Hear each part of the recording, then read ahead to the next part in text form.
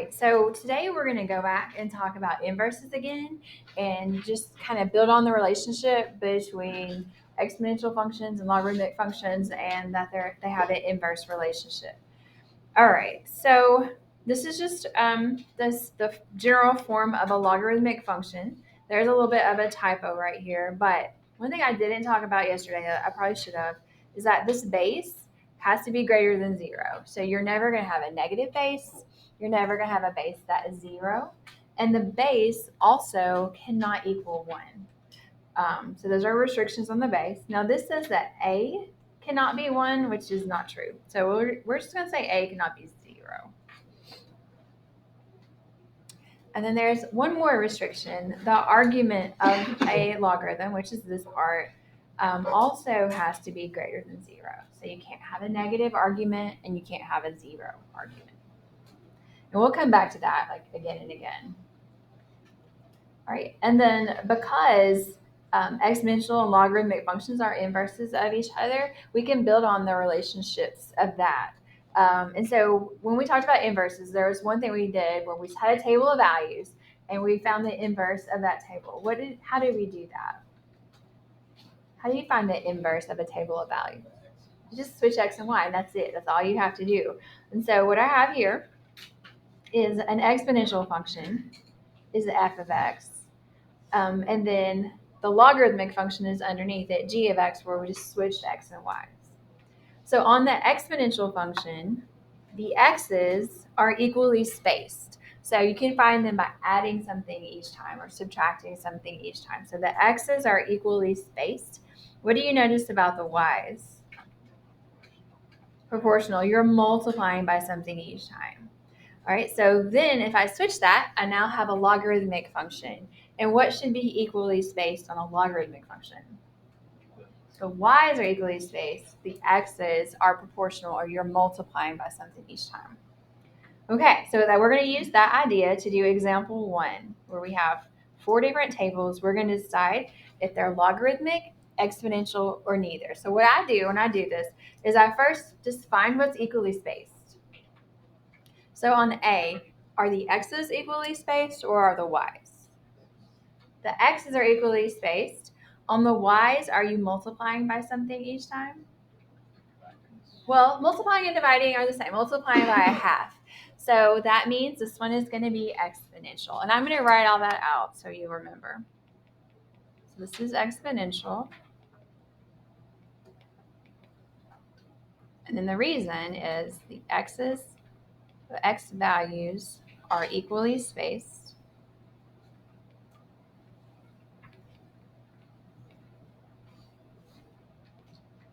And y values. And if you want to say y values are proportional, you can. I'm going to say y values are multiplied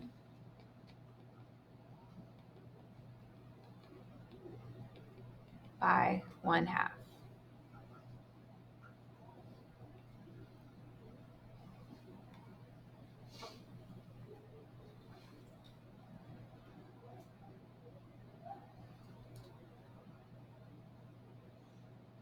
All right, so if we're looking at B, which is equally spaced, the x's or the y's?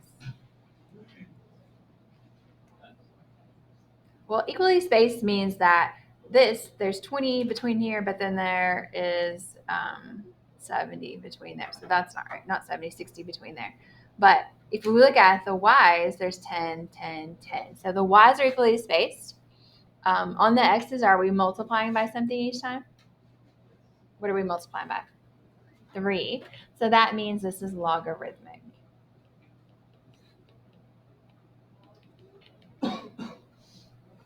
So y values are equally spaced.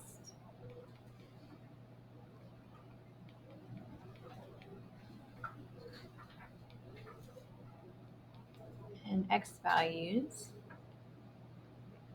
are multiplied by 3.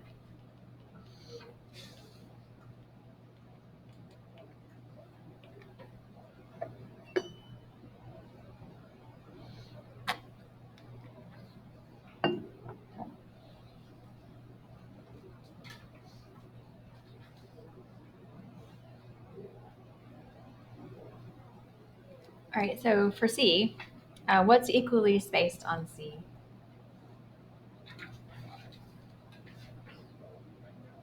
Are either of them equally spaced?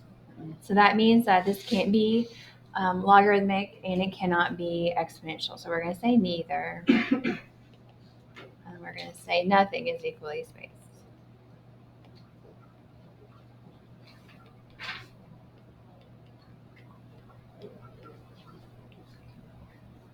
All right, so you guys try and D on your own, please.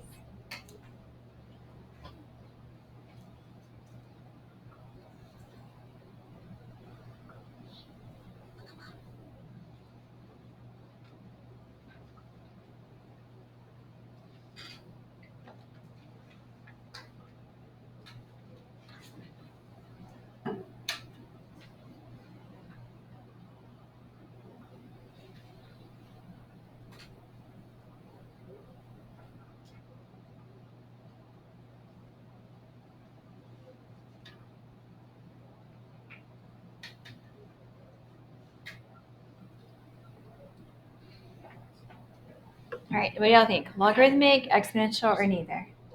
Yes. All right, y values are equally spaced.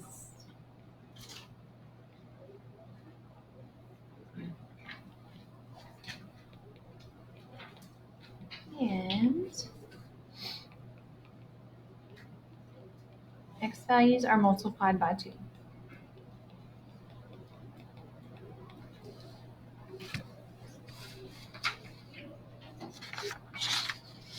All right, what questions you guys have on that so far? Okay, so that's something that this year has come up again and again. Looking at table of values, we started off just between linear and quadratic, and then we just keep building on different functions to make that decision. Okay, and then on this back side, we're going to just keep talking more about exponential and logarithmic being inverses of each other. So on example 2, we're going to use what's in this box, and we did this earlier where we wanted to verify inverses. We would do the compositions of them, and then everything just kind of cancels out, and you're just left with x. So let's do that on example 2, and I'm going to do it out of order. So I'm going to start with this bottom one. I'm going to start with g of f of x. So what that means is I'm going to take g, sorry, just kidding. I'm going to take f, I'm going to put it in for x on g. So I'm still going to have log base 3, but instead of x, we're going to write that as f, which is 3 to the x. Okay, and this kind of came up on the warm-up just a minute ago. So log base 3 of 3 to the x, so you kind of ask yourself, 3 to what power gives you 3 to the x power? What do you think? It's just x. Right, and that's a property of logarithms that if you have log base something and these bases match up, they kind of just, everything just cancels out and you're just left with x. All right, and then let's go back and do the first one that was listed. So f of g of x means we're going to take g and we're going to put it in to the f function, which means we still have 3 raised to some power, but that power is going to be log base 3 of x.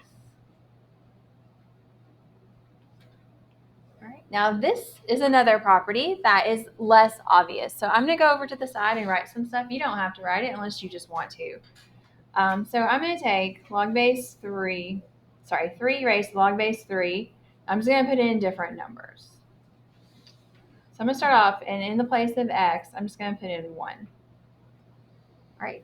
So let's start with this exponent. What is log base 3 of 1? Or 3 to what power gives you 1? 0. So that exponent now becomes 0. And then what's 3 to the 0? 1. So it ends up matching up with what we started with originally. Let's see if that happens again.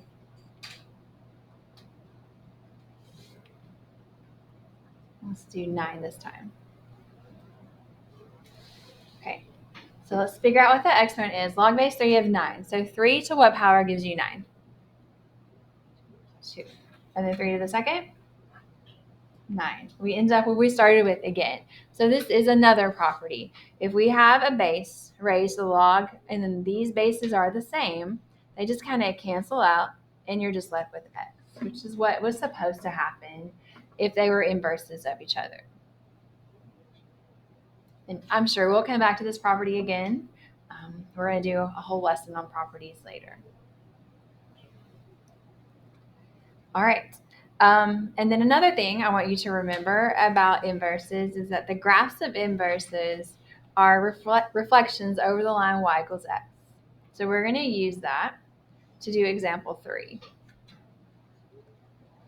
So we have a portion of the exponential function k of x equals 2 to the x. So we're going to graph the inverse function, which is log base 2 of x.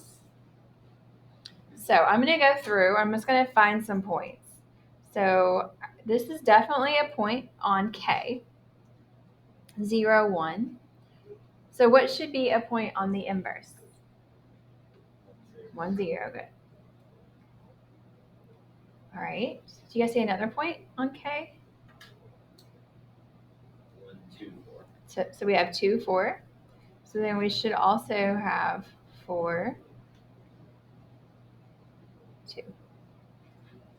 Oh, hold on. I didn't do 2, 4. I did 1, 2. So we should have 2, 1. And there's also 2, 4. So we should have 4, 2. All right, and then it's super, super close at 6. It's super, super close to the x-axis at negative 6. So we're going to be super, super close to the x-axis. Super, super close to the y-axis when y is down at negative 6. All right, and then we can just draw a little curve. And that's the inverse. So this one is 2 to the x. This one is log base 2 of x. Now, one thing that's not in your notes that is on the assignment, after you draw the inverse, then they ask you to do something like use the graph to find log base 2 of something like 5. And you just estimate it. Don't worry about trying to find exactly what it is. We could use a calculator to do that, but 5 is here. What would you estimate log base 2 of 5 is? Just guessing.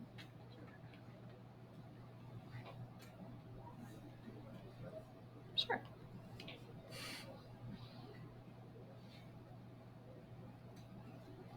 All right. Questions on drawing the inverse? Okay, and then this last question uses the second part that you're needed to remember is that if you have the point x1, y1 on F, then the point y1, x1 should be on F inverse. So the x and y's are going to switch. So what we have on example 4 is h of a is a to the x. The inverse of a to the x is log base a of x. We want to find the average rate of change of that. So these points are on h of a. What points should be on the inverse? 3, 2. Good.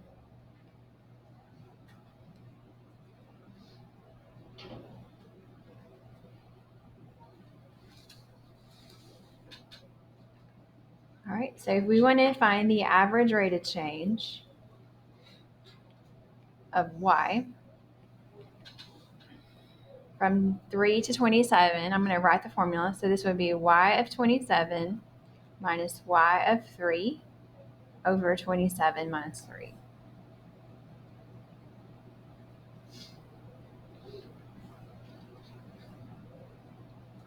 All right, and then we just wrote down these ordered pairs.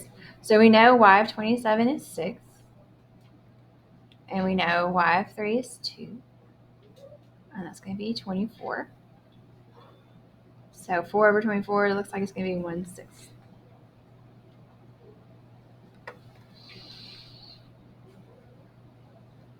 All right, so look back over this page. There's a lot of old stuff that you may or may not remember perfectly. What questions do you all have? So why do you flip the when it's f g of x and not when it's g of f(x)? What do you mean flip? This, right? Yep. You good? Okay. You just put one inside the other. All right. Any other questions? Okay.